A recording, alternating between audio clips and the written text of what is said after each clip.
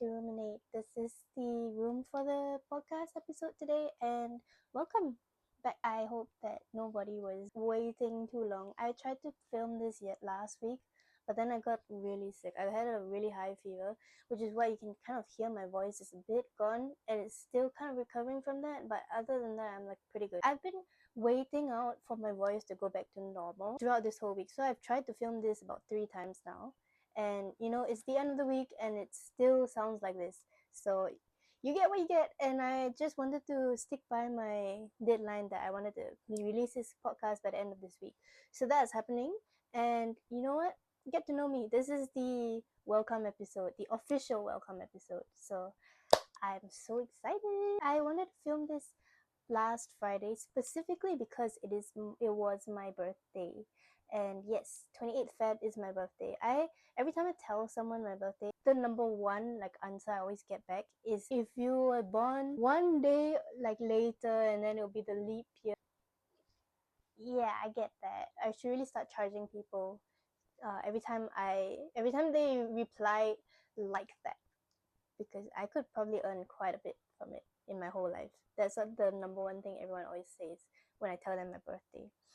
Anyway, I'm kind of rambling. I thought the best way to get to know me is with the worst shirt I have in my closet. I got this for $2 when I should have gotten it for free. It came with a really big hole that I've really clumsily stitched up.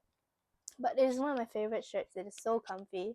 So this is um this is what you'll be getting for today. And I had to try I because I tried filming this multiple times, I realized that I actually don't know what to say when I am trying to think of things to help people like know who I am better. Does that make sense? I really don't know who I am. So I've listed a couple of things here on my laptop so that I can completely cover every single thing that I want to say about myself today. With that said, like, let's get into this episode. Finally, can you stop talking and just get into it? Alright. So I know that I didn't wear glasses in the previous one, and I've actually just changed it. So if you like it, please put it down in the comments. I think it makes me look chic. When I first got these glasses, I had gotten the notif that it was ready to collect, right? So I went down to the shop and I took I tried them on, and then the guy was like, "Oh, is everything alright?" And I said, "Yeah, I'm not dizzy, anything. I just think I just need some time to get used to it." And then he was like, "Okay, great." And then he stuck his hand out like that. So I was like, "Oh, that's a bit weird for staff to do that, but okay, sure." I reached my hand in, put it there, like shake hands on it. "Thank you for your service, Mr. Glasses Man." And then he swatted my hand away and he was like, "No, I want the old glasses you have on your face put in the new case that came with it so I can wear the new ones back home." I felt the aura loss in the moment, okay? I know. That was a hard watch. I lifted off from my body and was like just watching myself in that moment, and I got second-hand embarrassment. Anyway, I hope they forget my face soon, because I probably need to go back to them in the future every time my degree goes up. But whatever. I am classically trained in music. So when I was growing up, my mom wanted to kind of cultivate a child prodigy in me, being like the Asian parent she is. So she signed me up for music theory, and then she let me choose what instrument I dabble in. And the very first instrument I ever chose was the violin. And I really liked it, to be honest. I was so good at it that I skipped a few grades.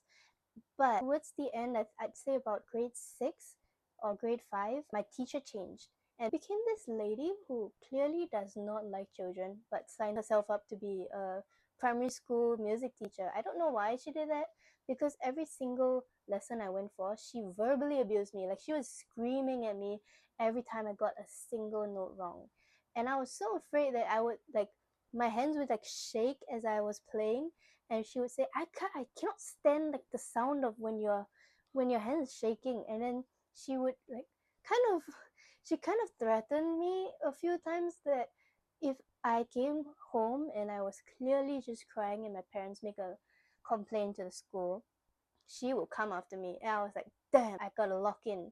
I'll take my mom's foundation that she had in her adult toilet, and I'll bring it to with me to every time I go for these lessons. And then at the end of the lesson, I'll put it underneath my eyes, and then I'll go back home. That was a really fun story. I don't know why I'm telling you this, but anyway, after that, I kind of gave up because I couldn't live like that, obviously. So I told my mom, and then she complained, obviously, and then the teacher actually got sacked.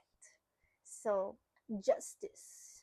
Okay, I still wanted to learn an instrument because I did have fun regardless of what went down with that teacher. So I switched to flute. And flute was really nice. I had a really nice teacher. She was very caring about me. She would make sure that I've eaten before, or like if I was tired, we could take a 2 minute break. I feel bad because I really like she was so passionate about flute, but I had been losing my passion in it, I guess, and she could tell after a while, and she was a bit tearful about it, but she told me, you know what, if you're not feeling this instrument anymore, you should just go. And so I left, but I made it up to grade 6 for flute. So grade 5 violin and grade 6 flute, I am trained. Although I did do theory as well, I can't remember shit from my theory. I don't know, that was kind of useless to me, I guess. Anyway, after that, I was thrown right into secondary school, and then during secondary school, I was like, okay, you know what? Maybe it might be nice to learn a different instrument, something that I can easily play like casually. So, what better instrument than the guitar? And one thing to know about me is that I actually have this condition called synesthesia. So, for synesthesia, it's a bit of a disorder that comes in many different forms. So, for me, my brain links music with color. The best way I can explain this is that every chord has a designated color to it in my brain. So when I listen to a song, I can kind of tell what the chords are because of the colors that I associate with the song. So if it's like orange, I would say, okay, that's an E, or like an E major 7. I don't know the chord names exactly, so I wouldn't say that like perfect pitch. I'd say it's more relative pitch. So it was easy for me to learn guitar on my own without paying someone to teach me, because I could just listen to music that I wanted to play and then play it straight away. And yeah, I have synesthesia to thank for that. Shout out synesthesia. So shout out my brain. Another thing about me is that I broke my arm when I was 7, and I did it publicly. So what happened was, where I'm from, there's this mall that has this really modern design playground. There's this seesaw swing thing where the springs are on each end of the seats. So when you sit down, you're activating the spring on your end and also on the other person's end. So every time you like kind of push yourself up, then the other person goes down. I hope I'm painting like the right picture. So I was playing with a random boy, and halfway through, the boy was like, you know what, she's kind of lame. I don't really want to play with her anymore. He called his grandfather over. Without a second thought, the grandfather picked him up, and he was sitting on his side in the position that would have sprung me up immediately. So when he picked the boy up, I flew on my seat like across the playground because I was so small back then, landed right on my elbow. I could not tell in the moment when if anything kind of like cracked or something went wrong. It was like numb in the moment because I couldn't believe I just did that. So I got up and I felt like maybe something's wrong. I don't really know. And my parents saw that, and then my dad was really mad with that grandfather, but they had already left. And my mom was like, okay, we need to go to a hospital to see if anything is like out of order from that. And back then we had a helper, and the helper, like my mom asked the helper to kind of like bring me out of the playground, and she had taken my arm that had that took the impact, right, and she pulled it so that I follow her. And the moment she pulled it away from me, like kind of bending it a bit, the pain in that was crazy. I remember like, wow, I could not handle the pain at that age. But you know, that was pretty fun. That was my first time ever really experiencing I don't think it was a real clean break. It was probably like a fracture, but I managed to choose the color of my cast. I'm gonna put a photo right about here now. And it was really fun. My dad drew a little J on the arm. But then the saws that they use to like open the cast are designed to kind of stop it on contact with skin. So it was like super safe. Either way, I was itching to get off literally because when it opened, it was so full of rashes because it was just so itchy back then. That was a fun incident I had at the age of 7. I hope that brings us closer together now. Another thing to know about me, like which is part of the core that makes me who I am, is that when I was younger, my dad used to love to show us movies that he loves, except they were not exactly kid friendly. And what I mean by that is he used to love Paprika. I don't know if anyone else has seen that, by Satoshi Kon, and Akira. He showed those movies to us when we were about 8 or 9, and yeah, that was really fun. I actually do love those two movies a lot. I remember when I came of age, about the age of 16, he had shown me his entire collection of the Akira mangas by Katsuhiro Otomo, and I just fell in love with them. I really, really liked the manga so much more than the movie. The movie does not do it justice, by the way. If anyone's like interested in that kind of, yeah, I don't particularly dabble in anime or manga, but those few were really good. Ghost in the Shell as well. He did show us Ghost in the Shell when we were really young, and I was like, damn, that's like the whole cyberpunk wave. Like, I dig it, I get it, and I was exposed to it at a really young age, and now it's kind of shaped what I like to watch in media. Particularly, one incident that my mom was really mad about was when we were 8. He showed us this movie. I revisited it when I was much older, I think at about 18 or 19, and it was quite shoddily done. The entire thing was made with CGI and 3D animation, but it's a Japanese movie about humans versus robots in the World War. When we were 8, he showed us the opening clip of that movie, and I don't know if anyone else has watched Appleseed. That's the name of the movie. The opening shots are of the humans trying to get into the lair of the robots, but then the robots come up behind them and squeeze their heads until they explode. I watched that at the age of 8, and I had so many nightmares about it for 3 months. That was really fun. Thank you, Dad. Shout out, Dad. But when I revisited it, the movie was actually pretty okay. It's just the animation and the choppy movement wasn't that great. Yeah, sorry to say. Oh, another core element about me was that I was a BTS stan. When I was in secondary school, my friends that are my best friends now still, when I first got to know them, they were the ones that introduced me to BTS. They had just released Love Yourself, that album. I do like their old stuff still, much more than their newer stuff when they were trying to appeal to the Western market, which by the way, I have a whole like analysis about that. So I will put my full opinion on that in another episode about the gentrification of K-pop in the Western music world. So yeah, I was a big BTS then. And obviously not now because they are on hiatus and their music kind of declined. But I do like their individual stuff. Solid, man. What else?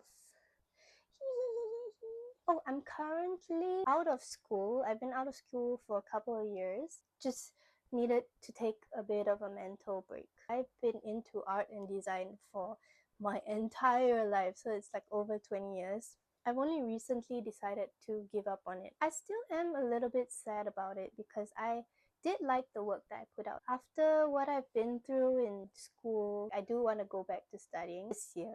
So that's a big change for me that's gonna be coming. I'm both terrified and excited about it. So we'll see. I'm no longer doing design. So whatever I want to study will be a brand new field, brand new experiences for me to start. It's not that I don't like designing because genuinely I do. And I do like making art, the core part of me, which is probably why I do like putting out the work for Roominate because that is also like a form of art to me. Anything that helps with expression, like human expression and human narratives, is what I specialize in, what I'm passionate about. The industry that surrounds design here, from where I am, is very underappreciative of the workers. I had tried my best to really love what I'm doing, get into the work for real. When I realized that I don't want to be a better designer, I just want to start getting all my projects done. That's when I knew, like, okay, I have to give up. I was in denial for a really long time, which is why I took the gap year, so that I could really decide, do I still want to go forth with this, or put that life behind me and start afresh? And I've chosen the latter. So that's because I did find it really sad for a while, but I'm more excited than anything, especially because I would like this year to be a year full of big change for me, particularly in being able to stand up for myself more. I felt like when I was doing design, I let a lot of people walk over me. Every job you go for, yeah, of course there are people above you, right? Because you got hired by an employer and you're just an employee, and they predominantly decide the value of your work. But how much of a lack of say I had in the things I was doing, and whether or not it was good is not up to me. It was way too much control someone else had over a big part of my life that I was proud of. And I don't want that to happen again for me. So I am putting that life behind. I wash my hands clean of it, but I will not regret learning about it. I don't know if anyone else feels the same way about their, like, what they're passionate about. Sometimes passions die out, and I did not expect design to die out for me. As a kid, all I've said was I want to become an artist in the future. I want to become a designer. I feel like where I'm from, people are more socially not as progressed. Where I am from is a black hole that where creativity dies. I could do a whole podcast about that as well, so I will do that soon. I've started learning how to play chess. I was given this when I went to Harry Potter World in Universal Studios. I'm so happy with this.